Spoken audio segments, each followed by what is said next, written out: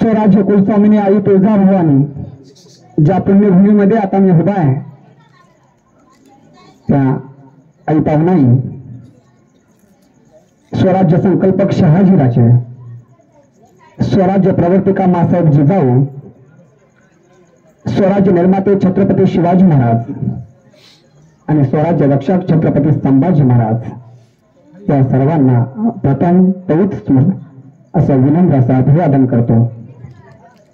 आणि पावनाई देवी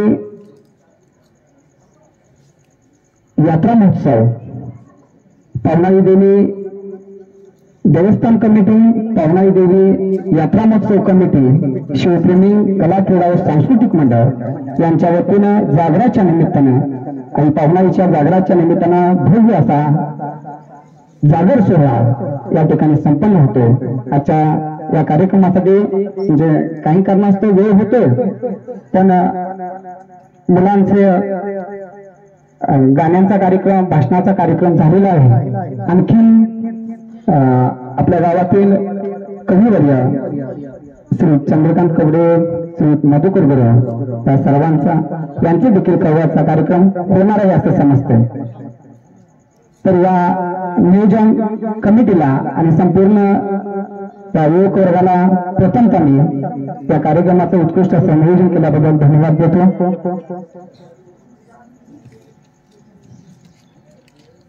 आणि आपल्याशी खरं तर आपल्या माणसांशी संवाद साधला जातो, व्याख्यान नाही तर संवाद साधण्यासाठी मी तो उभा आहे। आपण प्रथमच म्हणजे भाषणाला सुरुवात करण्यापूर्वीच मी आपले धन्यवाद मानतोय यासाठी की मी म्हणजे मला इथं बोलवलं आपल्याशी संवाद साधण्याची, म्हणजे मी जी संधी शोधत असतो नेहमी मला आपले संवाद साधता यावा, ही संवाद साधण्याची संधी आपण उपलब्ध करून दिली, त्याबद्दल आपल्या सर्वांचा मनपूर्वक असा धन्यवाद देतो। कारण बाहेर समाजाचं सुख असतं, गावात समाज साधताना जबाबदारी वाढते आणि त्यामुळं ती संधी पुन्हा पुन्हा म्हणजे निमित्त आपण संवाद साधत असतो, पण स्टेजच्या निमित्तानं पुन्हा पुन्हा ती संधी मिळते। छत्रपती शिवाजी महाराजांच्या पवित्र स्मृतीला पुन्हा एकदा अभिवादन करतो।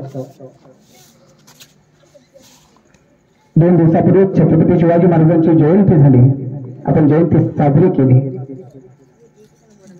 फाल्गुन वद्य तृतीय शके 1551 म्हणजे 19 फेब्रुवारी 1630 रोजी शिवनेरी किल्ल्यावर छत्रपती शिवाजी महाराजांचा जन्म झाला। जवळजवळ 350-400 वर्षाचा काळ लोटला तरी देखील तुमच्या आमच्या मनामध्ये आणि इथून पुढच्या काळामध्ये देखील छत्रपती शिवाजी महाराजांची जयंती इतक्या उत्साहाने आपण साजरी करतो। आपण देखील ती जयंती उत्साहाने साजरी केली, त्याचं कारणच असं आहे की या भूमीला स्वाभिमानाचं जगणं छत्रपती शिवाजी महाराजांनी आपल्या कर्तृत्वातून दिलेला आहे। हा राजा असा आहे। संवाद साधताना एक प्रश्न आपली म्हणजे समोर सगळ्यांनी फक्त उत्तर दिलं तरी चालेल, तुमची आई तुम्हाला आवडते का? जरा मोठ्यानं आई आवडते का?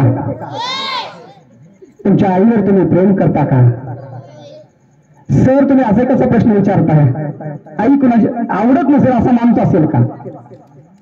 आईवर प्रेम करत नसेल असा माणूस असेल का? पण तिसऱ्या प्रश्नाचं माझं उत्तर आहे की तुमची आई आवडते, तिच्यावर तुम्ही प्रेम करताय, असं कधी तुमच्या आईला तुम्ही सांगितलं का?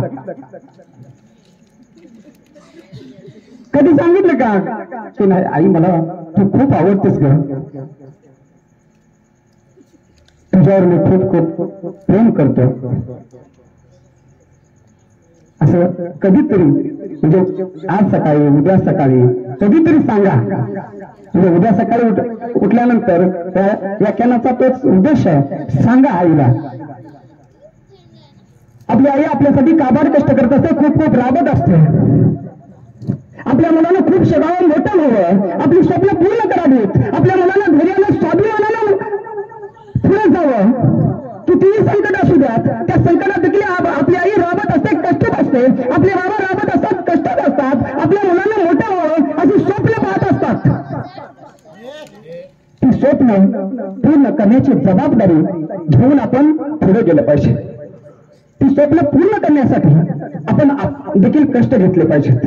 अशीच एक आई 350 वर्षापूर्वी असेच एक आईने स्वप्न पाहिलं. ते स्वप्न होतं माझ्या मुलाला घडलं पाहिजेच, पण त्याचबरोबर माझ्या मुलानं रयतेचं राज्य निर्माण केलं पाहिजे. रयतेला सुखी करावं, आया बहिणीचं कुटुंब बळकट करावं, आया बहिणीला सन्मानाला वाढता यावं, जगता यावं, फिरता यावं, असं स्वराज्य माझ्या लेकानं निर्माण केलं पाहिजे, असं स्वप्न एका आईनं पाहिलं.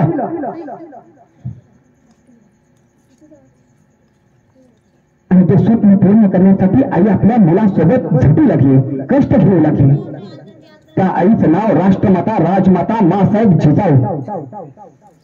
आणि हे स्वप्न ज्या राजानं पूर्ण केलं, ज्या मुलानं पूर्ण केलं, त्या मुलाचं नाव हिंदवी स्वराज्य संस्थापक छत्रपती शिवाजी महाराज.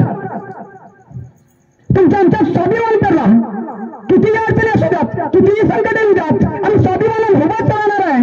या मराठी मातेला जो स्वाभिमान दिलाय तो इतक्या वर्ष टिकून आहे, इथून पुढे देखील तो टिकणार आहे. तो स्वाभिमान छत्रपती शिवाजी महाराजांनी आमच्यात निर्माण केला. छत्रपती शिवाजी महाराजांचा जन्म झाला त्यावेळेचा काळ थोडासा असा होता, संपूर्ण दुष्काळ पडला होता. अन्नासाठी चोऱ्या होत होत्या. माणसं माणसाला खातात की काय अशी परिस्थिती निर्माण झाली होती. शिवनेरीवर जिजाऊ मासाहेब होता. जिजाऊ मासाहेबांच्या पोटामध्ये शिवराय वाढत होते. आणि त्यावेळी शिवनेरीचे किल्लेदार विजयरावांनी एक शिक्षा सुनावली, एका माणसाचा कडेलोट करण्याची शिक्षा. ती शिक्षा सुनावल्यानंतर मासाहेबांनी बोलवून घेतलं, विजयराव म्हणजे शिवनेरीच्या किल्लेदारांना बोलवून घेतलं आणि विचारलं, विजयराव कशासाठी शिक्षा, काय गुन्हा केला त्या माणसानं? विजयरावांनी सांगितलं की माणसानं चोरी केली. चोरी कसली केली तर अन्नाची चोरी केली. धान्य नव्हतं म्हणून एखाद्या श्रीमंताच्या घरामध्ये गेला आणि आपल्या मुलांना महिनाभर खायला धान्य नाही आहे, मुलं उपाशी झोपतायत म्हणून धान्याची चोरी केली. धान्याची चोरी केली म्हणून कडेलोटाची शिक्षा देण्यात आली. असं शून्य झालं. आणि किल्लेदाराला म्हणतात, किल्लेदार माणसं किमान पोटभर माणसाला जेवण मिळेल, अन्न मिळेल, माणसाचं पोट मिळेल इतकी व्यवस्था करण्याची जबाबदारी शासन म्हणून तुमची आहे की नाही? तुम्ही काय करताय? किमान मी असेपर्यंत अशा शिक्षा इथं होता कामा नयेत. आणि त्या माणसाची शिक्षा थांबली. पहिलं पाऊल उचललं गेलं. सामान्य माणसाची वर अन्याय होणार नाही, सामान्य माणसाला कोणत्याही परिस्थितीत शिक्षा होणार नाही. शिवनेरीवर एकामागून एक बातम्या येत होत्या. जिजाऊ मासाहेब पोटामध्ये शिवराय वाढवत होत्या आणि त्याच वेळी शिवनेरीवर दुसरी एक बातमी आली. जिजाऊ मासाहेबांच्या जाऊबाई खेरोजीराजे भोसलेंच्या पत्नी गोदाकाठी स्नानाला गेल्या होत्या. महाबत खान म्हणून सरदार होता. त्या सरदारानं गोदाकाठी स्नानाला गेलेल्या त्या जिजाऊ मासाहेबांच्या जाऊबाईला उचललं, भोगलं आणि संपवलं. शहाजी राजांच्या घरातील स्त्रिया सुरक्षित नव्हत्या तर त्यांचा आमचा विषयच नव्हता. अशी भीषण परिस्थिती होती. आणि लखुजीराजे जाधव यांना आणि त्यांच्या जिजाऊ मासाहेबांच्या तिन्ही भावांना दुर्गिरीच्या किल्ल्यावर संपवण्यात आलं, कटानं संपवण्यात आलं. परिस्थिती पहा, परिस्थिती भीषण आहे. एकीकडे दुष्काळ पडलाय, लोक अन्न करून मरतात. आणि हे आदिलशाह, निजामशाह, मुघल इथले वतनदार काय करतायत? त्यांना कशाचीच तमा नाही आहे. आणि महाराज मासाहेबांनी ठरवलं की आता शिवरायांच्याकडून म्हणजे आपल्या लेखाकडून काही अपेक्षा केल्या. फाल्गुन वद्य तृतीया शक्य 1551 म्हणजे 19 फेब्रुवारी 1630 रोजी छत्रपती शिवाजी महाराजांचा जन्म झाला. हा दिवस सोन्याचा, हा दिवस अमृताचा, हा दिवस आनंदाचा. या दिवशी मासाहेबांनी संकल्प केला की नाही, आता शिवबाला असं ठरवायचं आहे की न्यायाचं राज्य आणायचं आहे. आणि खरंच तसं झालं. त्याच वेळी बरोबर शहाजीराजे बंगलोरमध्ये स्वतःचा दरबार भरवत होते. शहाजीराजेंनी जिजाऊ मासाहेब आणि शिवरायांना बंगलोरमध्ये बोलवलं. तिथं विविध शास्त्रामध्ये अर्थशास्त्र, राज्यशास्त्र, धर्मशास्त्र या सर्व शास्त्रातलं शिक्षण आपल्या मुलग्याला मिळावं अशी व्यवस्था केली. आणि संपूर्ण सनई म्हणजे पूर्ण असा तरबेज झालेला शिवाजीराजा वयाच्या 12व्या वर्षी पुण्यामध्ये परतला. पुण्यामध्ये परतल्यानंतर पुण्यात काय होतं? पुण्यात तर जाळून खाक केलं होतं. पुण्यामध्ये काहीही नव्हतं शिल्लक.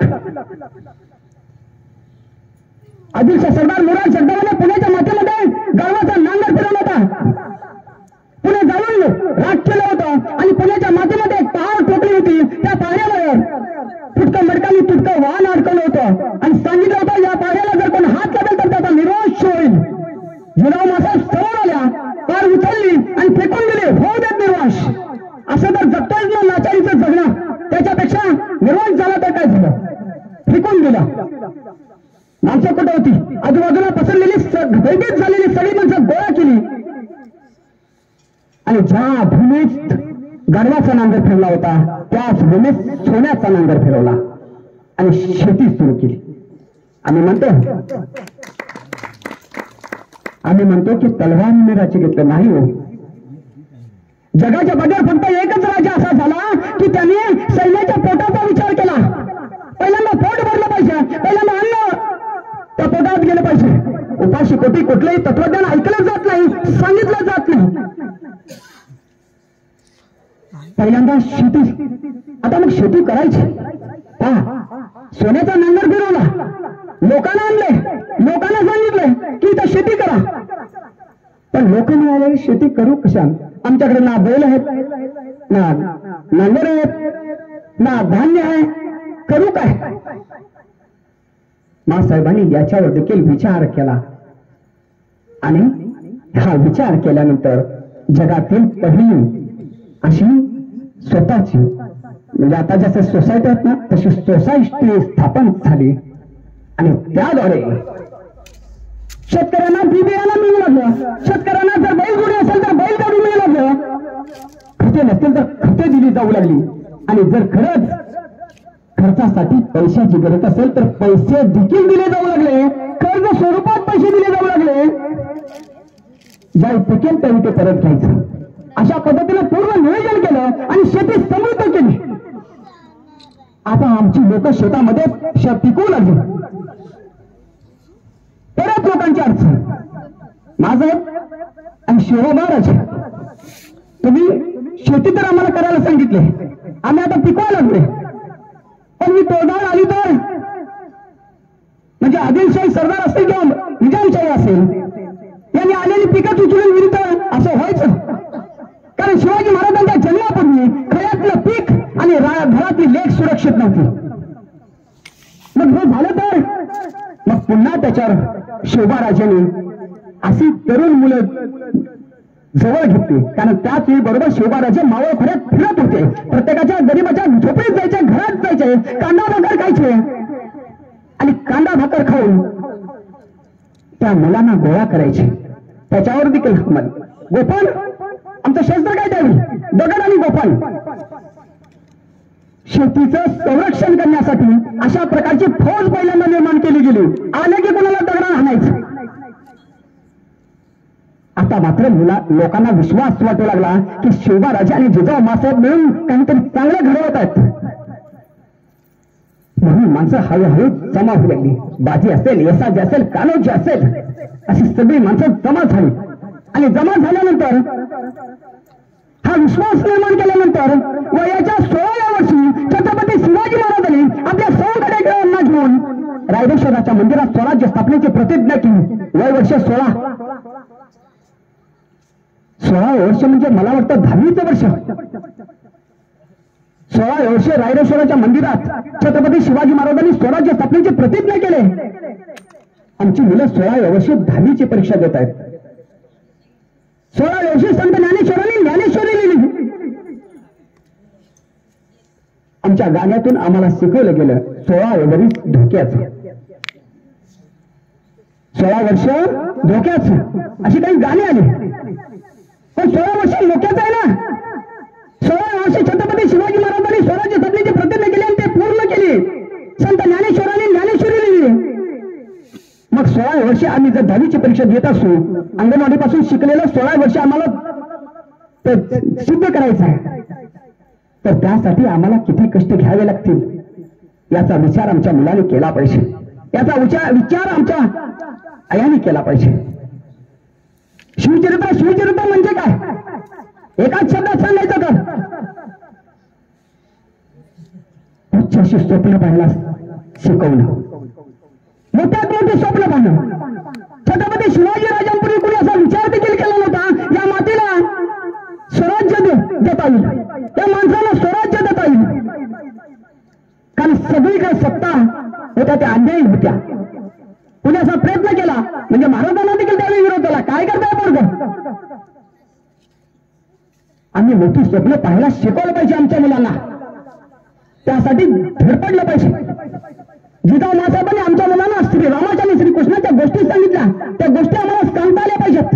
मुलांना संध्याकाळी बसवता आलं पाहिजे, त्यांच्याशी विद्वूज करता आला पाहिजे, त्यांच्याशी संवाद साधता आला पाहिजे. स्वराज्य संकल्पक शहाजीराजेंनी जरी ते लांब होते तर वेळोवेळी शिवरायाला मार्गदर्शन केलं, तसं मार्गदर्शन आपल्या मुलांना आपल्याला करता आलं पाहिजे. आम्ही आमच्या मुलांच्या मध्ये आपल्या जगण्यातून प्रेरणा निर्माण केली पाहिजे, अशी व्यक्तिमत्व आपण घडवले पाहिजे. शिवराय म्हणजे धैर्य, शिवराय म्हणजे शौर्य. ते धैर्य आणि शौर्य आम्हाला निर्माण केलं पाहिजे आपल्या मुलांच्या मध्ये, त्यासाठी वेळ दिला पाहिजे. आम्ही दिवसभर राबतो, कष्ट करतोय, पण संध्याकाळच्या वेळी आम्ही करतोय काय याचा विचार आम्हाला आमच्या भगिनींना करावा लागेल. म्हणजे दिवसभर आम्ही कष्ट करतोय, पण प्रत्येक घरामध्ये जर गेलं तर संध्याकाळी टीव्ही सुरू असते. शहरामध्ये देखील तीच परिस्थिती आहे किंवा आपल्या गावामध्ये देखील तीच परिस्थिती आहे. दिवसभर आपण कुणासाठी राबतोय? 100-150 रुपयाची मजुरी करतोय, कुणासाठी करतोय? मग ते लेकरू दिवसभर काय करतोय हे जर चुलीजवळ बसून भाकरी भाजता भाजता त्या लेकराला जवळ घेतलं आणि विचारलं, त्याच्याशी जरा बोललं, त्याच्या काय अडचणी त्या समजून घेतल्या तर निश्चितपणे परिणाम होणार आहे, निश्चितपणे परिणाम होणार आहे. आमच्या वडिलांचं बाबांची देखील अशी अपेक्षा असते. यायचं कामावर, यायचं कामावर आल्यानंतर काहीतरी करायचं आणि सरळ उठायचं, त्या चौकात जायचं, चौकात गप्पा हाणायच्या. राजकारणावर जोरात गप्पा होतात आणि त्या गप्पा टप्पा झाल्यानंतर जातो तर पोरगं झोपलेलं असते. आणि मग मुलगा आई, मुलगा बाबा यांच्यामधला संवाद कमी पडतो, संवाद होत नाही त्यांच्यामध्ये. हा संवाद आपल्यामध्ये घडवला पाहिजे.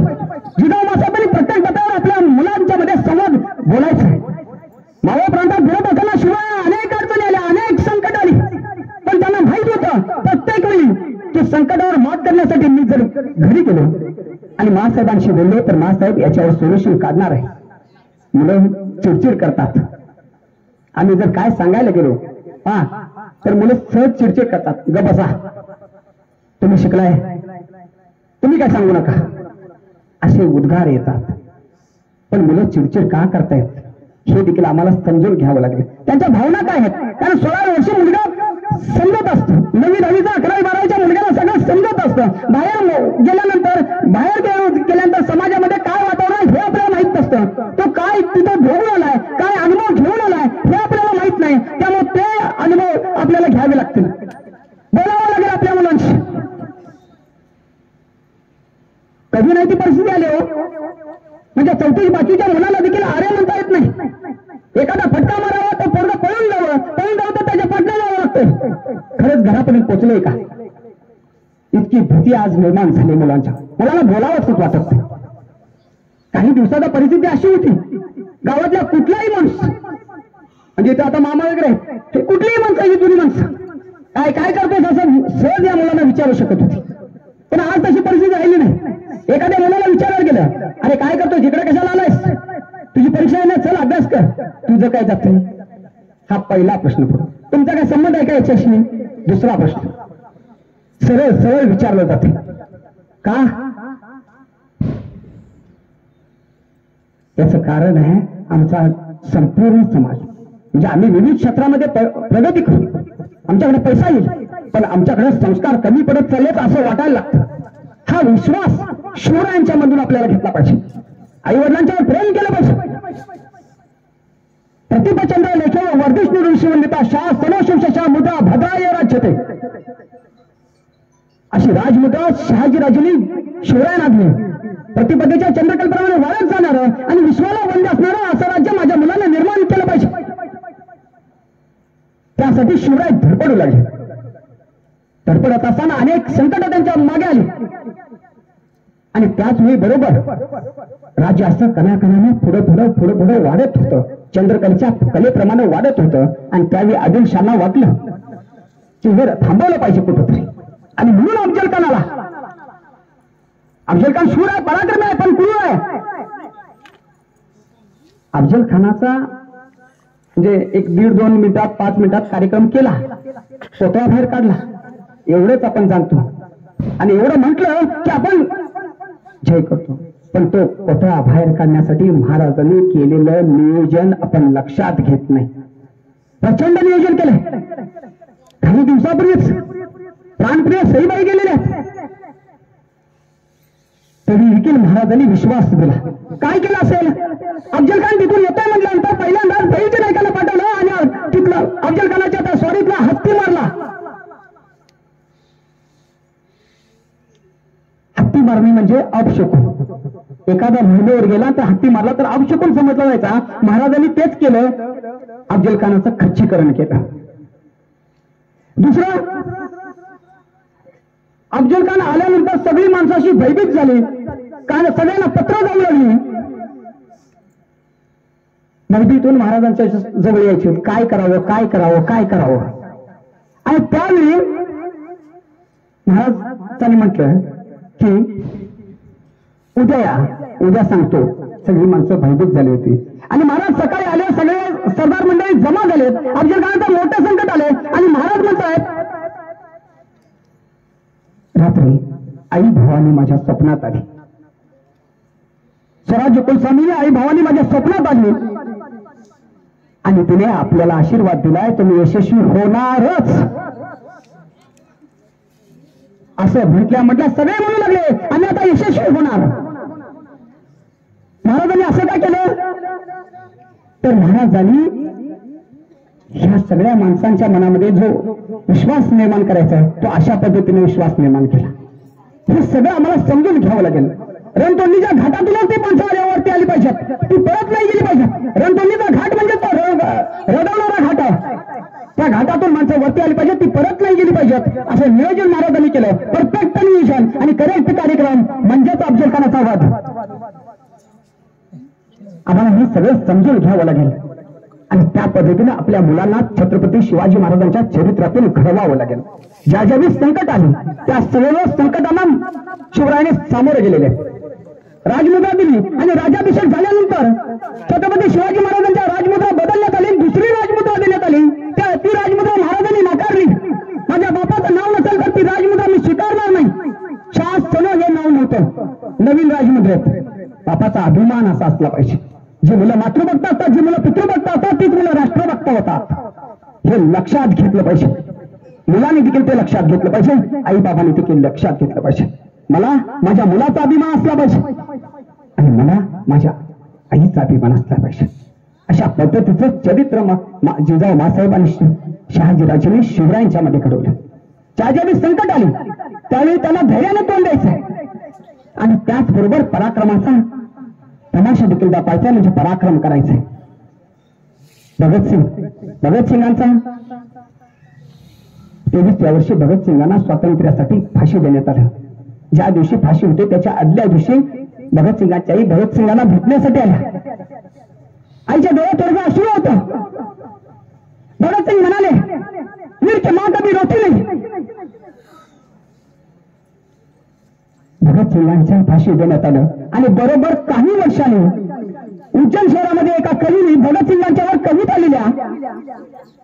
त्या कवितेचं उद्घाटन करण्यासाठी, त्या पुस्तकाचं प्रकाशन करण्यासाठी भगतसिंगांच्या आईला बोलवण्यात आलं आणि आईला बोलवलं. त्या दिवशी उज्जैन शहरामध्ये 65,000 तरुण जमले होते.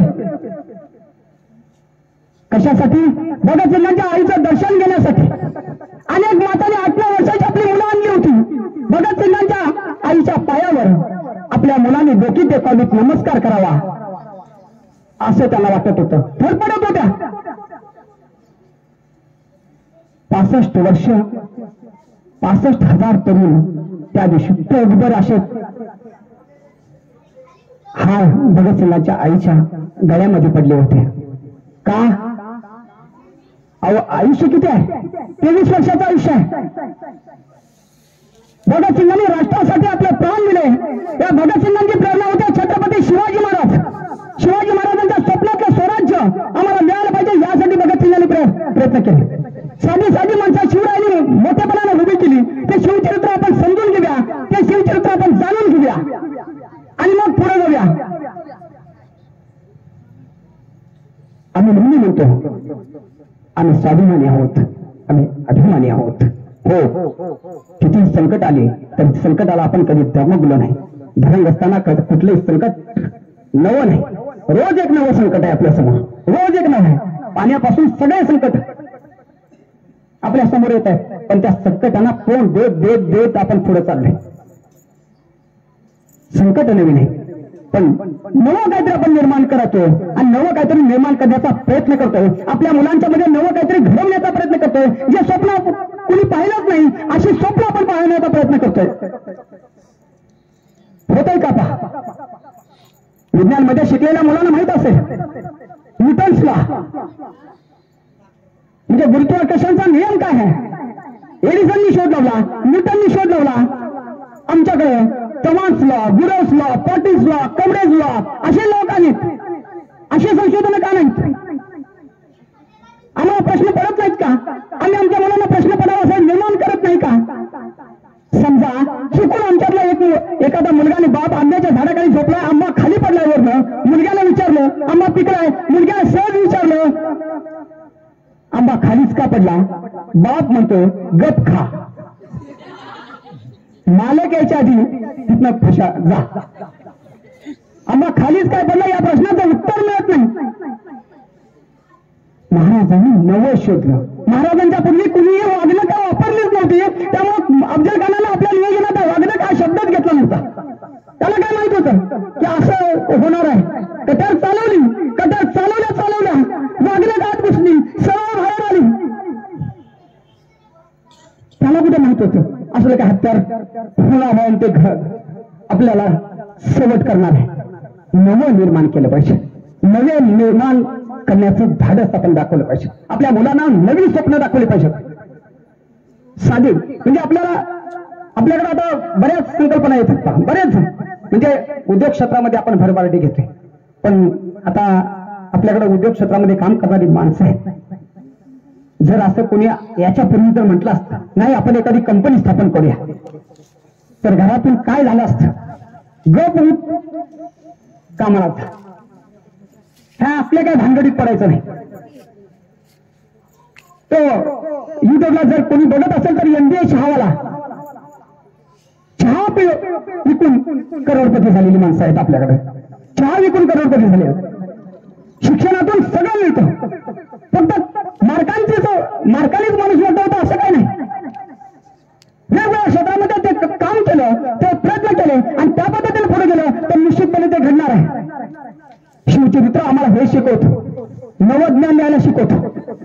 का घडलं असेल शिवचरित्र? ज्यावेळी माणसं हलाखीत होती, रेत हलाखीत होते, रयतेला अन्न मिळत नव्हतं, त्यावेळी सम्राट बादशाह राजे राजवाडे सुखात लोटाना ज्या जनतेने पाहिले होते, त्याच रयतेने रयतेची दुःख आपली मानणारा, आया बहिणीची काळजी घेणारा शोभा राजा पाहिला आणि रयत त्या राजासाठी जीव ओवाळून टाकायला तयार झाली. म्हणून ही पालखी मरणाच्या दारात जाणार आहे माहित असताना तिकडे शिवकाशीची पालखीत बसले. तोप्या आधी मरेल बाजी म्हणून बाजीनी घोडकी पावन केली. आधी लग्न कोंडाण्याचं आणि मग माझ्या रायबाचं म्हणून तानाजी गेले, सिंहगड घेतला पण परत नाही आले. ही माणसं जमा केली, तेव्हा आम्हाला ही माणसं जमा होतील का? इथं आज माणसं जमा झालेत, पण बऱ्याच वेळा फिरावं लागतं, सांगावं लागतं. एक एक माणूस हुडकून आणावं लागतो एखाद्या कार्यक्रमाला जायचं म्हणतो की, आणि मग जीव द्यायला माणसं तयार होतात. याचा अर्थ हा राजा कसा असेल? 400 वर्षानंतर देखील आपण इतक्या मोठ्या उत्साहात या राजाची जयंती साजरी करतोय. त्या राजाचं व्यक्तिमत्व कसं असेल, कसं घडलं असेल, कसं घडवलं असेल? मासाहेबांनी व्यसनमुक्त राजा, सकाळी उठल्यानंतर काही दिवसापूर्वीची गंमत सांगतो. गंमत म्हणता येणार नाही त्याला, थोडस वाईट वाटलं. मी सकाळी फिरायला गेलो होतो आणि बरोबर त्या मैदानाच्या शेजारी तिकडून एक गाडी आली. एक तरुण मुलगा बसलो त्या गाडीवर होता. तो सरळ आला. 6ची वेळ होती आणि 6 वाजता त्या मुलाने मला विचारलं, इथं दारूचं दुकान कोणतं सुरू आहे का? 6 वाजता सकाळी? मला म्हटलं संध्याकाळी 6 वाजता विचारतो काय? मी म्हटलं 6 वाजता दारूची दुकान सुरू नव्हतं, 6 वाजता तुम्हाला दारू प्यायची कसं? थांबा म्हटलं. थांबलंच ते आणि थांबल्यानंतर म्हणतोय कसा, एक वेळ चहा नसता तरी चालेल पण मला दारू लागते. त्यामुळे त्या जयसिंगपूर पासून मी शोधत आलो कुठे दारू मिळते का, पण दारूच कुठे मिळेल. ही परिस्थिती आहे. आम्ही घरात सरळ येऊन बसतोय. मुलाला सांगतो जा रे गुटखा, जा रे ते पुढे आण. त्या मुलानं काय ठरवायचं? त्याला सांगण्याचा तुम्हाला अधिकार होतो का? नाही रे, तू असं पूर्ण करायचं नाही. बाबा सकाळी तुमच्यासाठी 2 आणल्या, त्यातले 5 रुपये शिल्लक ठेवले आणि संध्याकाळी माझी जुळणी केली म्हणून तुम्हाला खिशात सापडलं. हे सगळं आपल्याला थांबावं लागेल. व्यक्तिमत्व आम्हाला अशी घडवावी लागतील. ती व्यक्तिमत्व आदर्श असली पाहिजे. अशा पद्धतीने शिवबाराजेंनी, जिजाऊ मासाहेबांनी, शहाजीराजेंनी जे घडवलं तेच आम्हाला पुढे पुढे घेऊन जावं लागेल. 6 जून 1674 रोजी छत्रपती शिवाजी महाराजांचा राज्याभिषेक झाला. राज्याभिषेक झाला आणि राज्याभिषेक झाल्यानंतर जगदीश्वराचं दर्शन घेतलं. जगदीश्वराचं दर्शन घेतल्यानंतर शिवाजी महाराज मासाहेब जिजाऊंचं दर्शन घेण्यासाठी समोर गेल्या. जिजाऊ अशा समोर बसल्या होत्या. जिजाऊंचा तो वय झालं होतं. शिवबाराजे समोर येत आहेत, ते मासाहेबांनी पाहिलं. मासाहेब उतरण्याचा प्रयत्न करतायत. मासाहेब उठतायत. शिवबाराजे समोर गेले आणि मासाहेब खाली बघतायत शिवबाराजांचं दर्शन घेण्यासाठी. शिवबाराजांनी मासाहेबांना धरलं. काय करताय साहेब? अहो साहेब हे काय करताय? छत्रपतींचं दर्शन घेतोय. पण मासाहेब मी तुमचा मुलगा शिवबा? होय, माझा एक मुलगा होता शिवबा नावाचा. मी तो रयतेसाठी दिला, तो छत्रपती झाला म्हणून मला दर्शन घेऊ द्या. माझ्या बाळानं, आपल्या आई वडिलांना आपलं दर्शन घ्यावं असं वाटेल इतकं मोठं आपलं व्यक्तिमत्व असलं पाहिजे. आपल्या आई वडिलांना वाटलं पाहिजे माझ्या बाळा तुम्ही दर्शन घेतलं पाहिजे. बाबाला चौकात बसून कुठे सांगितलं पाहिजे, अरे वा कॉलर अशी ताट केली पाहिजे. माझा मुलगा हे करतोय, माझा मुलगा ते करतोय. पुत्र हवा असा गुलाजाचा तिन्ही लोकी झेंडा असं आपण अभिमानाने सांगतो.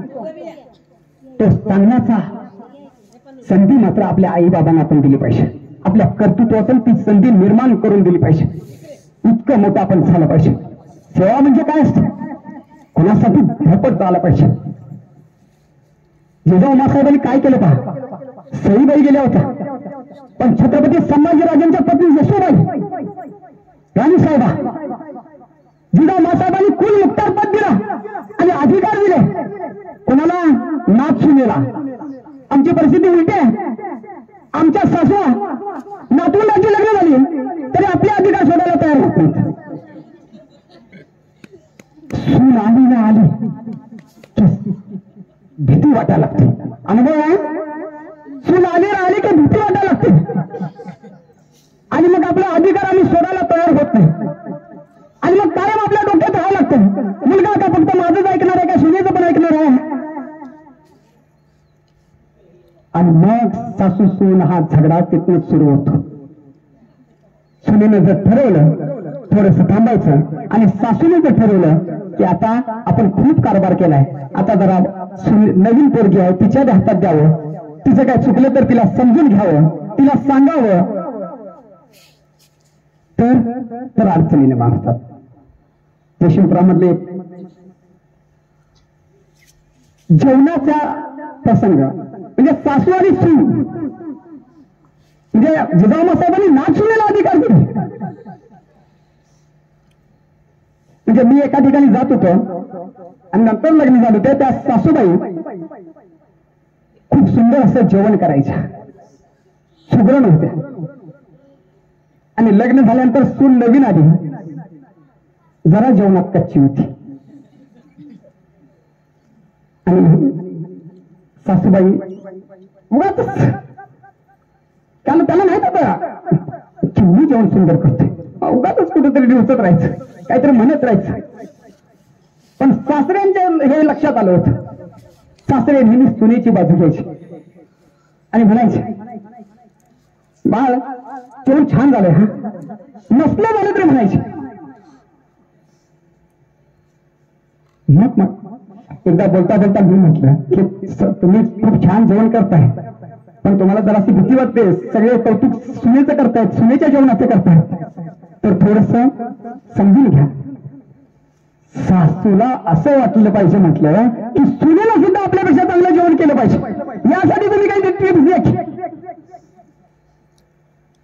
मग सुनेला तुम्हीच सांगितले, सासूबाई सांगत नसतील तर आपल्याकडे युट्यूब आहे ना, मधुराणी काय ते, म्हणजे प्रत्येक पदार्थ कसा करायचा याचं युट्यूबवर सगळं मिळतं, त्याचा वापर कर ना.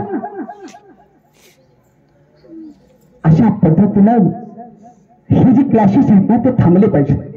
म्हणजे वेळीच आपल्याला आपले अधिकार सोडता देखील आले पाहिजेत. शिवचरित्रातून आम्हाला हे शिकायचं, छोट्या छोट्या छोट्या गोष्टी आम्हाला शिकायच्या आहेत. महाराजांनी तोरणागड घेतला आणि सगळे म्हणत आहे की तोरणागडावरचं सगळं बांधकाम आता पाडून टाका आणि नवीन तोरणागड करा. पण महाराज म्हणले की आमची आता सुरुवात आहे, आम्ही आता पाडून कसं टाकणार आहे. महाराजांनी तिथं डागडुजी केली, पाडून नाही टाकलं, डागडुजी केली. का तर कर्ज लय करत बसायचं नाही. आमच्याकडे आता काय होतं, म्हणजे जरासं काय खराब झालं वाटतंय, डागडुजी होऊ शकते तर होत नाही, चला बाहेर. प्रत्येकाच्या घरामध्ये जर संध्याकाळी बघितलं ते सकाळी ते डबेवाले येतात बघा. मी विचार करतोय की आपल्या लोकांच्याकडं म्हणजे 8 दिवसाला 4 दिवसाला डबे बाद होतात, म्हणजे काय भांडणं करतात त्या डब्यावर बघून, काय कुस्त्या करतात डब्यांच्यावर. प्रत्येक डबा घेऊन पळत असतो, रोज नवीन डबा, रोज काहीतरी. कशासाठी कशासाठी पैसे घालवायचे. शिवचरित्रातून हे शिकायचं. मला आठवत आहे आमच्या वेळी त्या मंडळींना देखील आठवत असेल, पेनातली रिफिल आणली जायची, पेन नाही आणला जायचा, रिफिल आणली जायची. पण आता एकही भात असं आपल्याला भेटणार नाही की तो रिफिल घेऊन येतोय.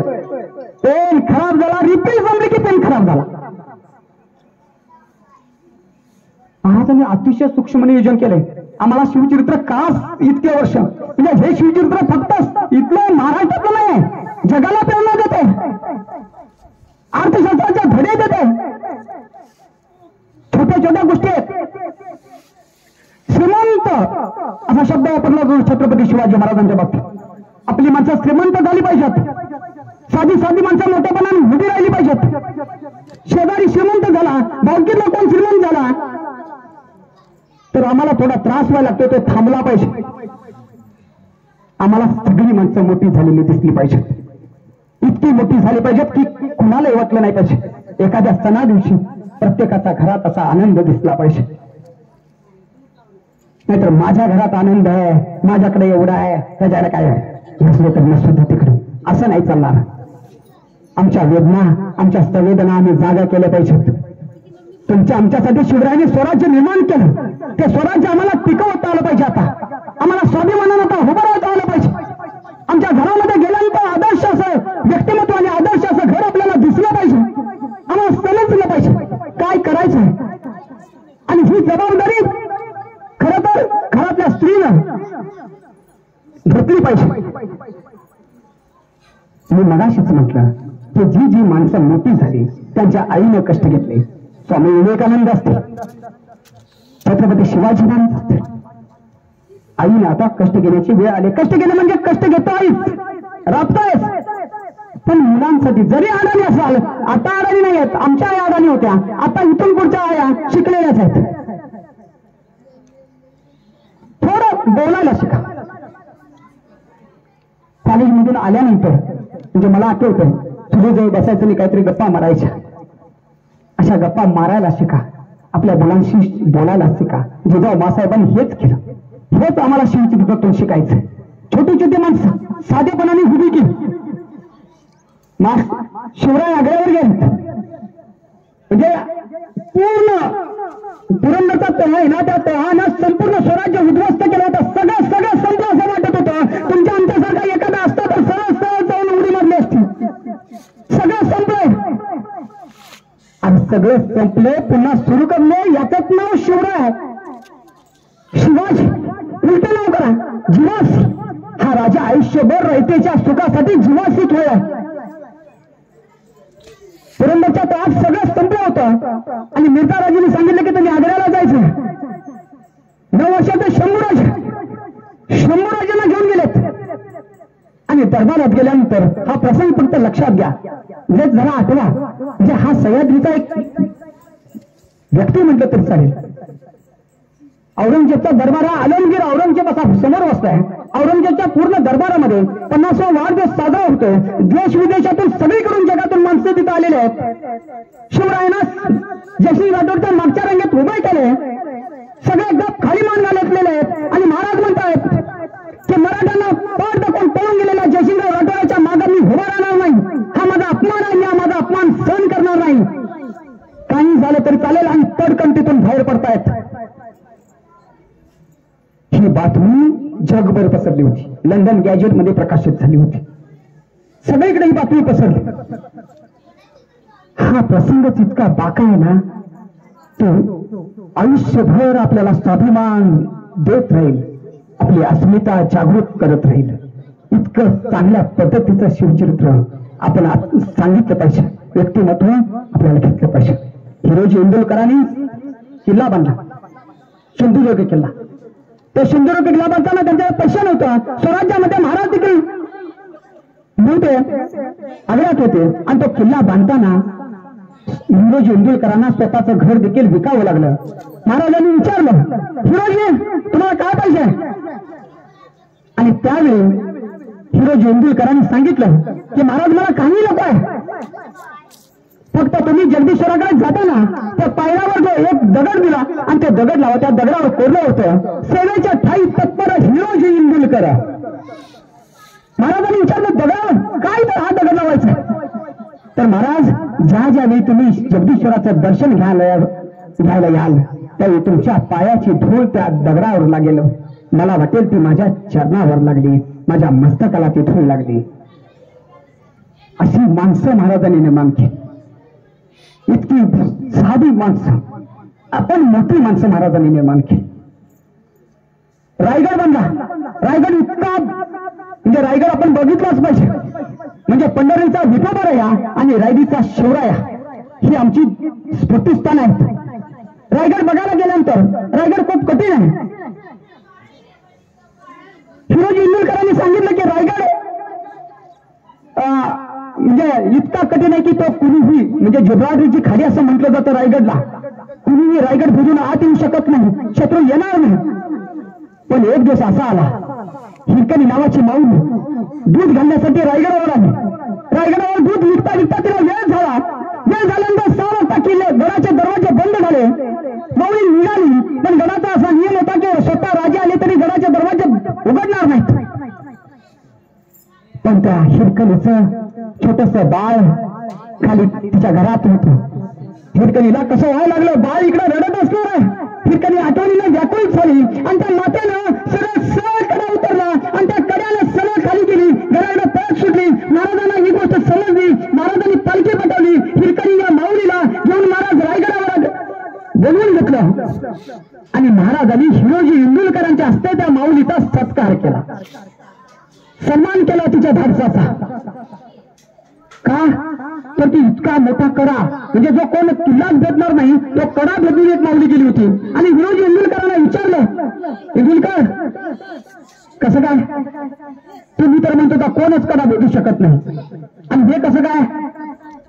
शत्रू तर भेटणारच नाही म्हणतो का, येणारच नाही, मग हे कसं काय? त्यावेळी हिरोजी इंदुलकरांनी दिलेलं उत्तर असं आहे, माऊल्यानो ऐका. हिरोजी इंदुलकर म्हणतात, महाराज ती महाराष्ट्राची माऊली आहे.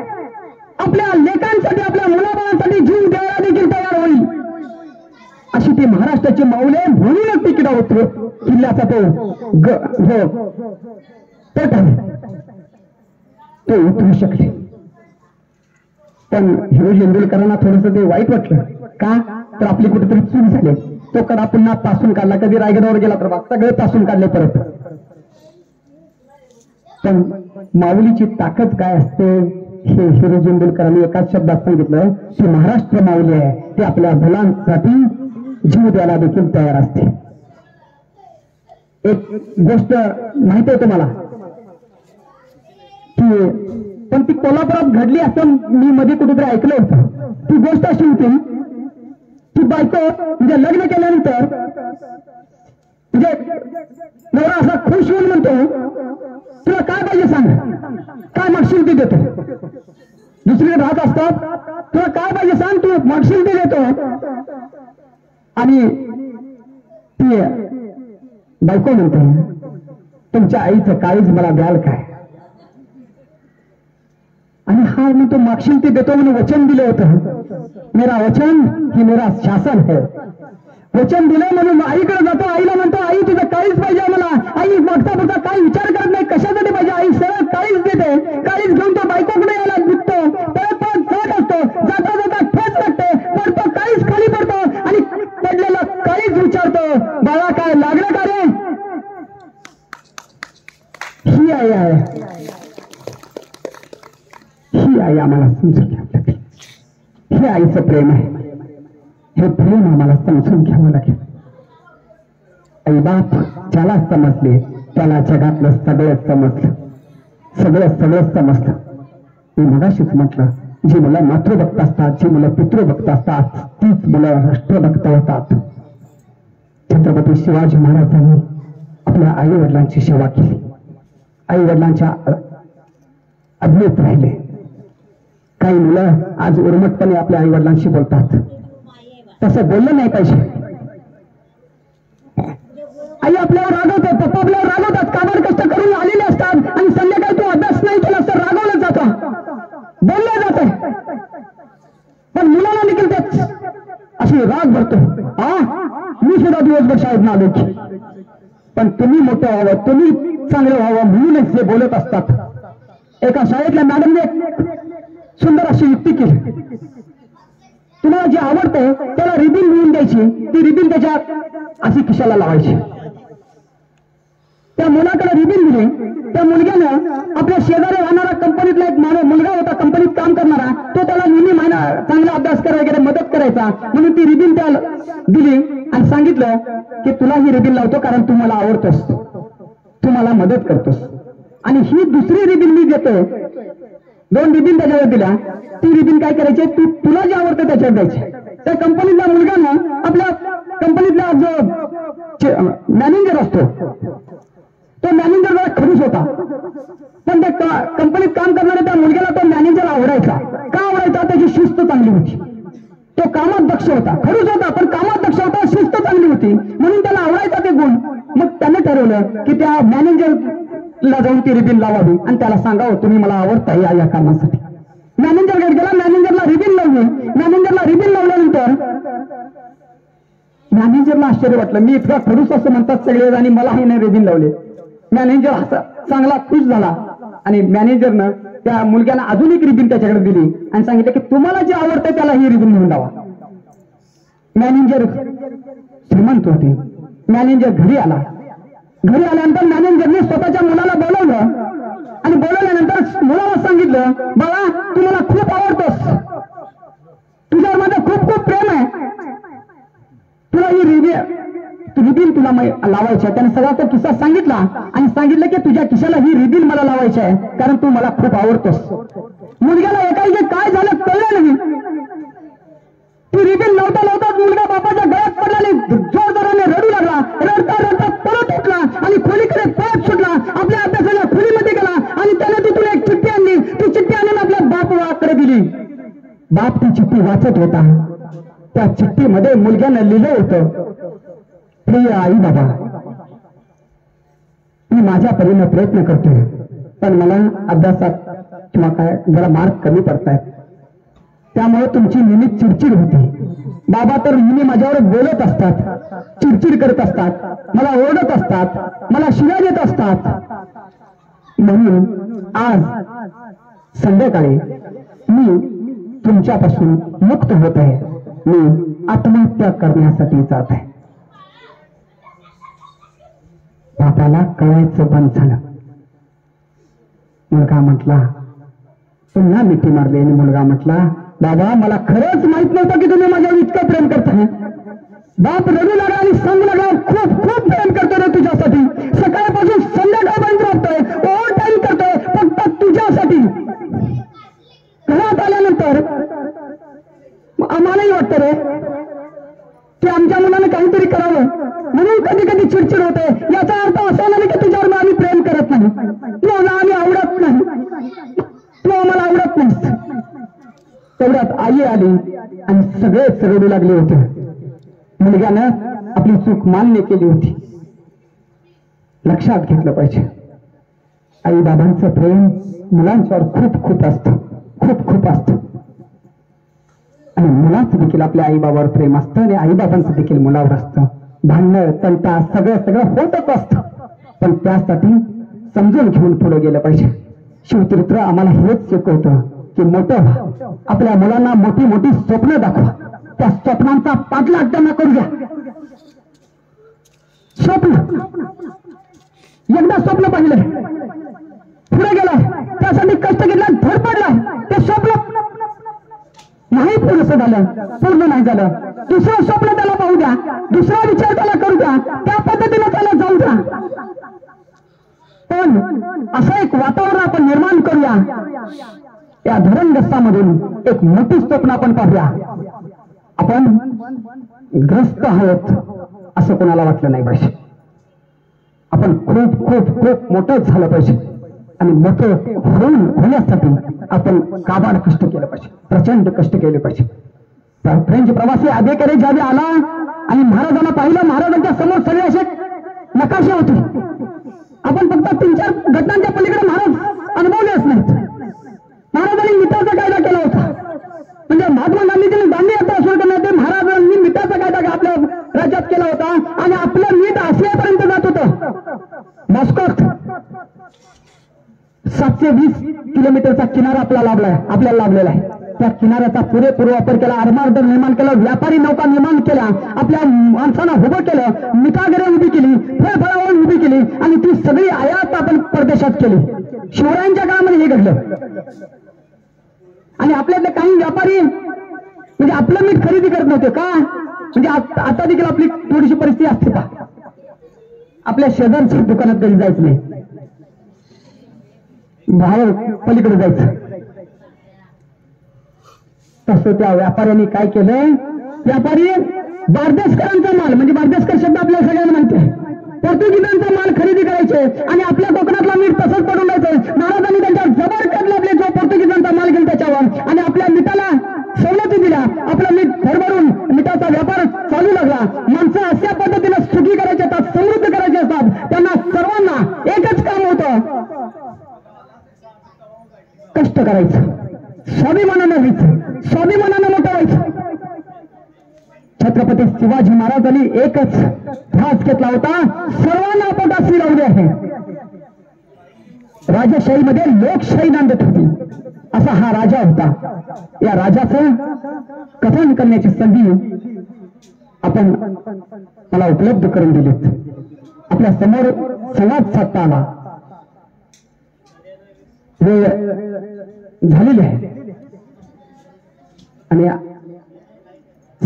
एकच सांगतो शेवटी की आपल्या मुलांना, आपल्या लेकरांना आणि पूर्ण आपलं सगळं जे समाज आहे तो घडवूया. तुमचं लेकरू म्हणजे तुमचं लेकरू नाही, ते समाजाचं लेकरू आहे, ते या राष्ट्राचं लेकरू आहे, लक्षात ठेवा. आणि त्या पद्धतीने आपण सगळ्यांनी वागूया, त्या पद्धतीने आपण पुढे जाऊया.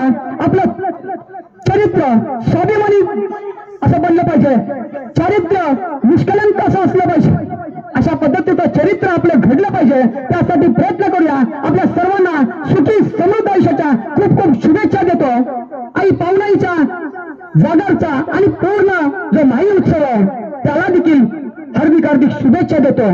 इथं आपण बोलावलात, सन्मान केलात, आपलं एक 4 शब्द ऐकून घेतलेत, ते कानात जातील, ते हृदयात रुजतील, ते गुंजतील आणि हृदयात रुजतील एवढी अपेक्षा आपल्याकडून बाळगतो. यातील शिवप्रेमीच्या मुलांना किंवा मुली वगैरे बसले त्यांना एक विनंती करतोय, या आजच्या कथनातून तुम्हाला काय मिळालंय फक्त 5 मिनिट लिहायचं आणि ते मला पाठवायचं. किती पाठवतात पाहूया. आपल्याला फक्त व्याख्यान द्यायचं नाही, आपल्याला संवाद घडवायचा आहे, प्रत्येक मुलापर्यंत पोहोचायचा आहे आणि त्याला घडवायचं आहे. निवेदन बाळगण्याची गरज नाही. आम्ही गरीब आहोत, आम्ही धरणग्रस्त आहोत. म्हणजे इथून बाहेर गेल्यानंतर कुणाला माहित आहे तुम्ही धरणग्रस्त आहे? कुणाला काहीच माहित नाही.